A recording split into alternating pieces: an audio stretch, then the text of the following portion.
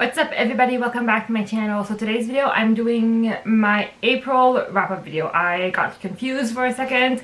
We are in May, so I'm doing my April wrap-up video. So basically I am reviewing all of the books that I read in the month of April. I ended up reading 6 books and two manga volumes for the month of April. So pretty much average for me lately. That's kind of the number of books that I've been reading every month. So nothing out of the ordinary for me, but I did read some new all-time favorite books this month, so I'm really excited for all of the books that I've read. I mean, a few of them were not the best, but overall I had a really good reading month. So without further ado, let's get started. So the first 2 books that I read this month were Finlay Donavan is Killing It and Finlay Donavan Knocks Them Dead. I reread the first book in the Finlay Donavan series in preparation for the second book. I read that one the first time last year about the same time. Like, it's pretty much been a year almost to the day when I've read it for the first time, and I loved it just as much the second time around that I read it. This was just so good. I loved it. This is the story about a girl named Finlay who is down on her luck. She recently got divorced and she is having money problem. She is an author. She's a mystery romance author, and she needs money. She's down on her luck. Her life is in shambles basically. And one day she goes to the restaurant to meet with her agent, and she's pitching her new book. But since she's like a mystery thriller author, a woman next to them thinks that she is a hit woman.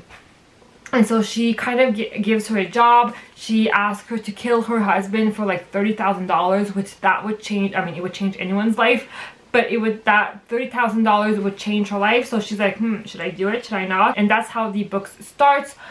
This book was just so funny. It's a cozy mystery thriller. It's just so hilarious. The situation that Finlay gets herself into are just so funny. I had some moments in this book where I was laughing out loud. I would highly recommend this first book. It was so different for me than anything that I've ever read, and I just loved it even more the second time around, or just as much the second time around. I just could not put this book down. It's a page turner. I read it so quickly. I would highly recommend this book. And so I was super excited when the second book came out.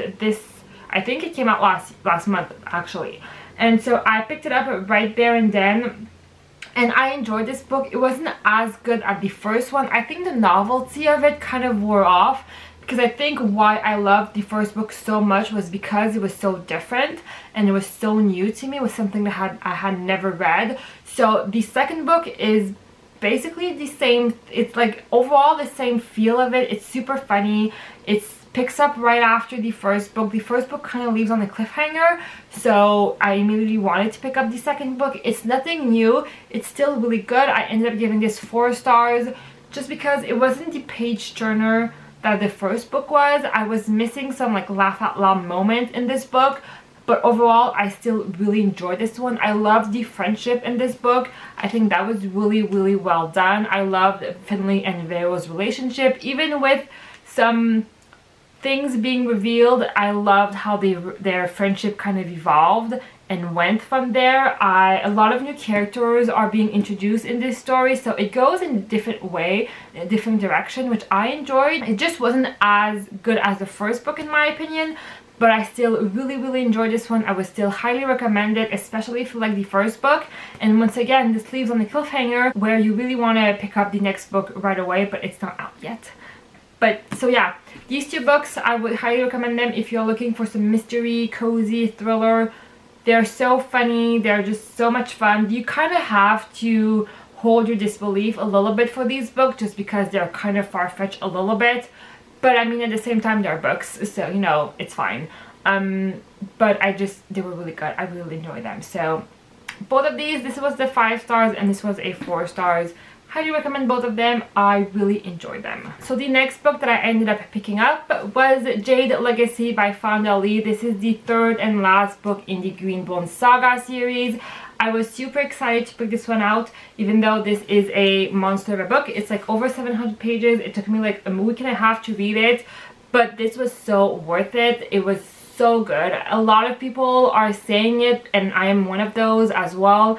This is probably one of the best finale in a series that I have ever read. The way she wraps up everything, the way everything unfolds is just brilliantly done. First book, Jade City, basically follows this family, members of this family, this gang, this clan that lives on the Kikon Island, an island where people have this magic abilities. They are able to use Jade for some magical abilities and have powers because of Jade. And this island, the island of Kikon, is basically ruled by these two major clans, the No Peak clan and Mountain clan. They are at war throughout the whole series, and we are following, like I said, members of the No Peak clan. And it's so good. It's a mafia type of books. It's very family oriented. I love how this whole series basically takes place for a period of over like 30 years or so.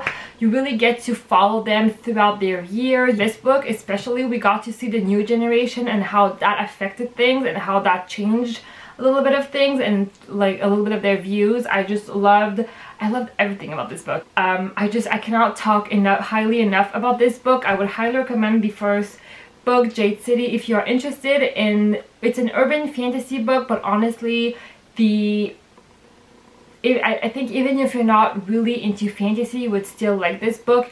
The magical element is pretty important and it's pretty big, but it's not too complex in my opinion for you to not understand things. I think it's really well done. I love this book so much. I could sit here and talk about it for like ever. I'm not going to do that, but I would highly recommend this one. It was amazing. So after reading Jade Legacy, I kind of needed a palette cleanser. I needed something to change my mind because I was in a book hangover after that book.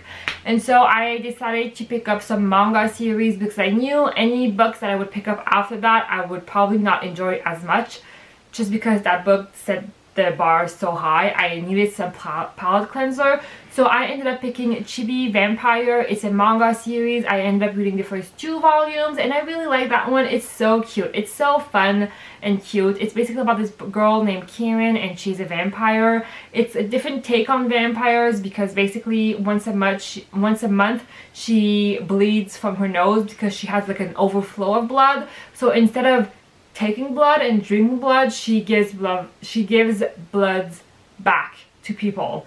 And so it's a different take on vampires. It's really fun, really interesting.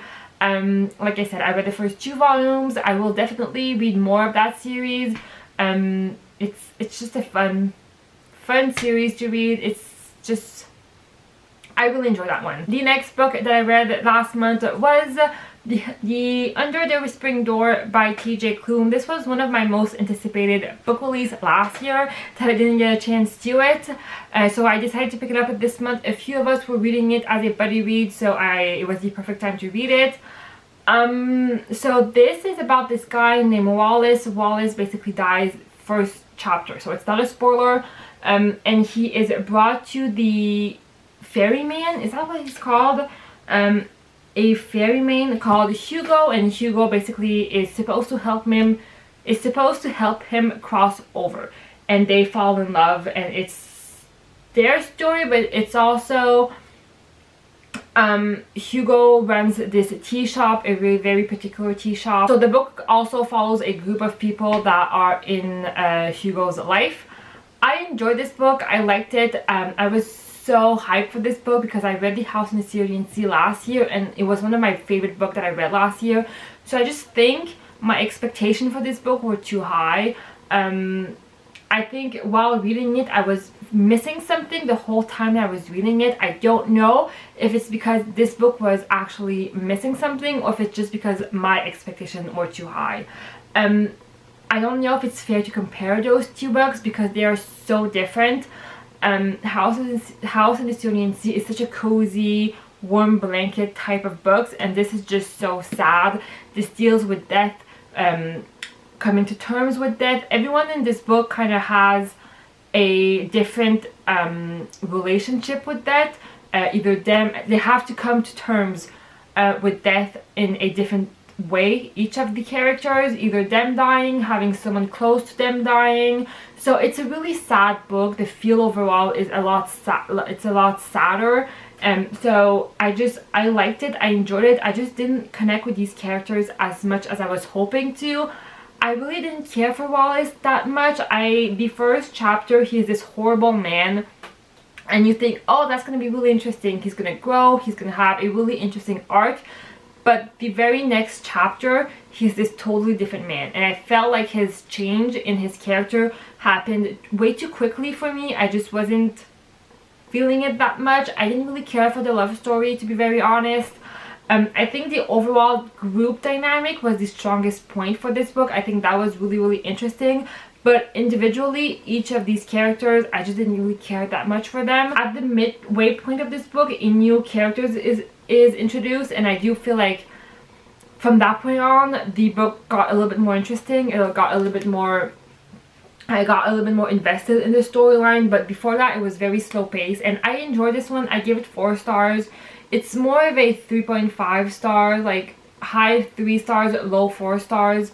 It was good. I enjoyed it, just not as good as I was hoping for, sadly. But I still want to read more of TJ Klune's book because I'm really intrigued by anything else he writes, because it was still good. I enjoyed it, just nothing spectacular, sadly. The next book that I have for you guys is a book that I read for the Magical Readathon.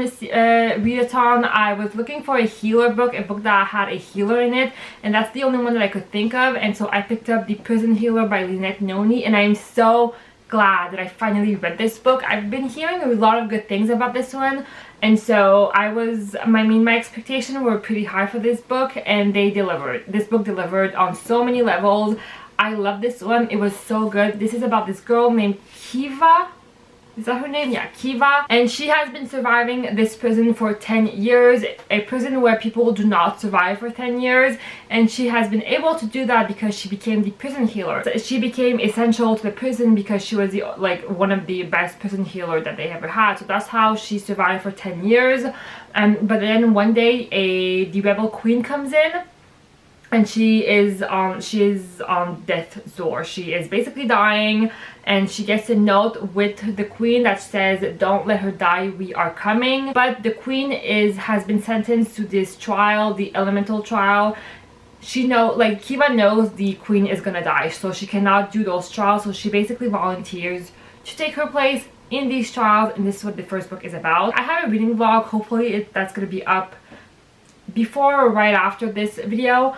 I compared this to the Sarah J. Maas Throne of Glass series, especially the beginning. I had very similar feels where the magic system in this book is not super present, it's not super important, especially in the beginning. It kind of feels almost dystopian-y because there's almost no magic in the beginning. But I loved these characters so much, especially one character in this book named Chip. He was such a cutie pie. I loved him so much. There's a romance in this book, obviously, but I thought the romance was really well done. It's not too present, it's not too in your face, so I really enjoyed that one. I just love this book so much. I really like the trials. I really like oh my god, this book leaves on the cliffhanger. So if you are planning on reading this book, have the second book prepared next to you. I did not, so I had to go online and buy it, and I'm still waiting for it. I'm so happy I finally read it. I cannot wait to read the second book. I highly recommend the series, and it was really good. I love this one. It was really good. Nothing else to say. I love this one. So the last book that I read last month was The Wedding Night by Sophie Kinsella. This is a chick-lit type woman's fiction type of book. Sophie Kinsella is an author that I've been talking about on my channel for a while now. I love pretty much all of her books.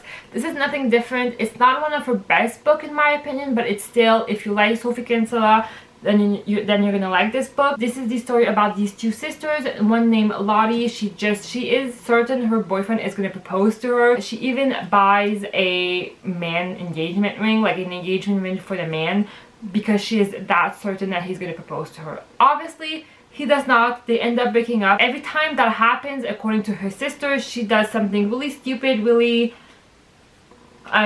out of character for her, and so she ends up meeting a guy that she used to date a really long time ago, and they had a a pact together where if both of them were not married when they turned 30, they would end up marrying each other. So obviously they're both 30, none of them are married, so they end up getting married together. Her sister named Fliss is like, what is this? This is not happening. So she does everything in her power to not let that happen. And that's kind of where the story picks up. It's really fun. I enjoyed this one. It's once again, it's a Sophie Kinsella book. You kind of have to hold your disbelief for this one. It's funny.